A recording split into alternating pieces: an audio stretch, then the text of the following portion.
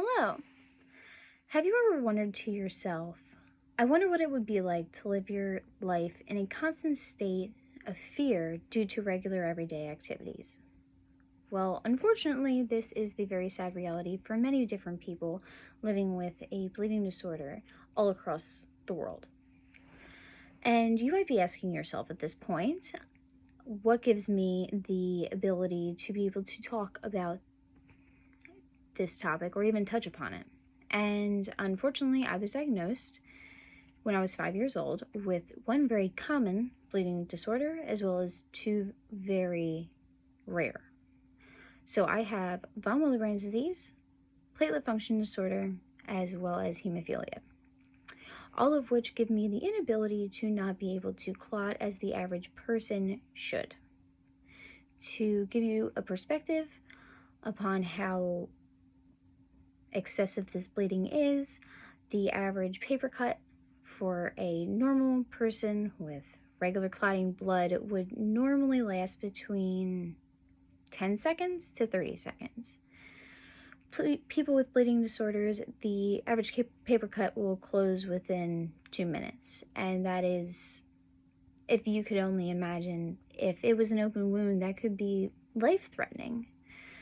And I will be touching on several different topics today about what it is like to live a life with a bleeding disorder and everything that we can and cannot do.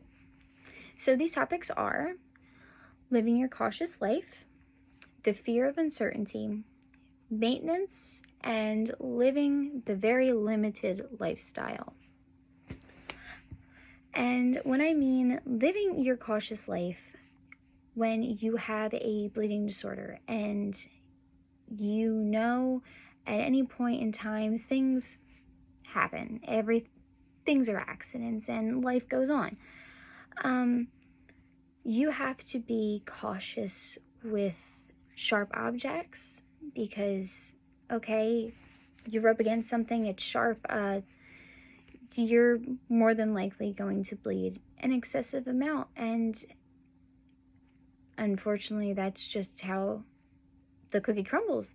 To touch upon more with the cautious lifestyle, it is very difficult to drive and behind somebody who's being very, very reckless. Because when you are trying to just be able to be safe in your life, sometimes a lot of people do not consider about what other people are really living their life with. So for instance, just as a perspective, I was driving a week ago and very clearly an intoxicated driver in front of me, and he almost hit my car. And the way that it almost hit, it would have done some damage to me. And that right there was a reality check for me that it really could be over for me in a second. And the harsh reality of that is somebody with a blood disorder, they are not allowed to A, give blood, and B, really receive blood unless it is absolutely life sustaining. So when I say that you have to live very, very cautiously, you have to, for everyday surgeries such as wisdom teeth removals, and even such as something as basic as getting your tonsils removed, I've always had to give my own blood before anything happened, let alone even a tooth getting pulled. And that's the very sad reality of it. And right now we're going to get on the topic of the fear of uncertainty. And when I say the fear of uncertainty, I do not mean that, oh, I wonder if I'm going to bleed today. I mean, with a person who has a bleeding disorder, they normally, on average, have to go to the hematologist every 3 to 6 months to a year, just to make sure everything is up to date. More than likely, we always get told this could potentially be wrong and all the leading causes due to it. So the fear of uncertainty is very scary. I have been told now several times of my life that it could be a harsh reality that I do have thyroid cancer. Fortunately, I have not had that problem. And this is actually a very common subject, along with a lot of people with bleeding disorders. Jennifer Smith, for example, published a very good journal on February 11th, and it's called The Fear That Drives Hemophilia Patients, and it really touches on basically the sad reality of everything that we get told, and we try to do everything in our best ability to just be able to live, and it is very sad. Now that also ties in with the maintenance. So the maintenance of living with a bleeding disorder goes as follows. Normally you have to wake up in the morning and you normally have to inspect yourself for bruises all over yourself. And bruises within platelet function disorders are very, very common, especially with von Willebrand's and hemophilia, all of which I do have.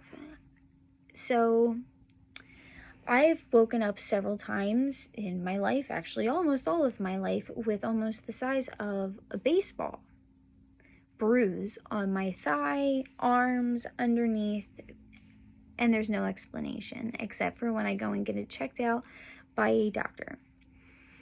And then in which they have to do several different tests, and you really have to hope for the best. And that is just the sad reality of it. You really just have to sit there for days and days and days up until they get back to you and say, hey,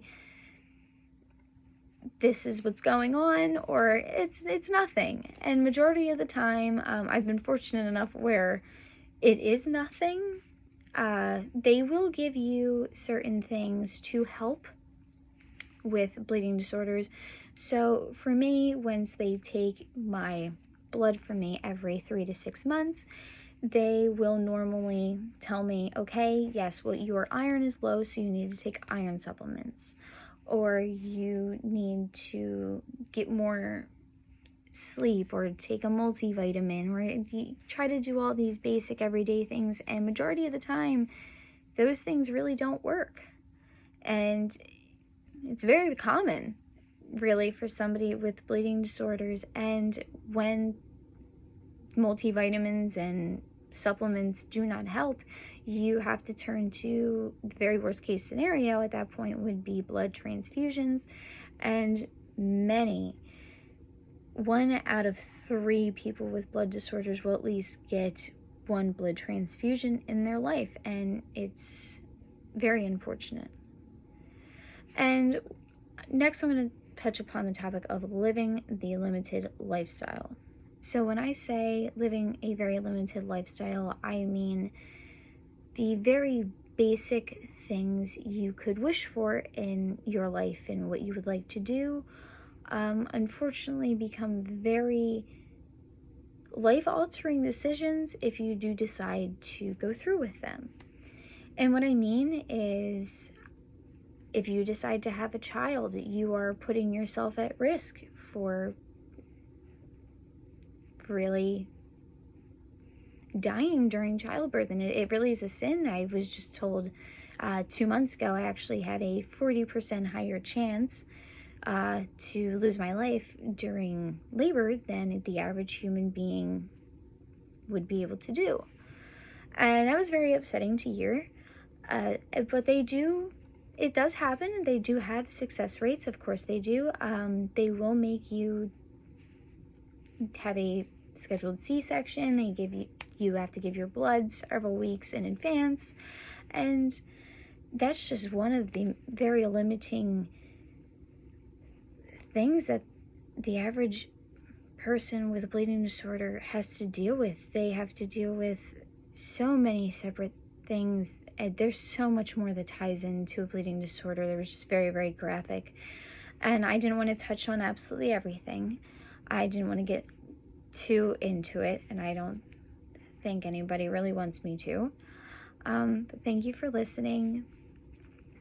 Just please be aware that people with bleeding disorders, it is a very unfortunate reality that we do live our life in a constant state of fear of regular day activities and really just trying to be as average and normal as that everyday person, and it unfortunately is very unlikely. Thank you so much. Have a great day. Thank you.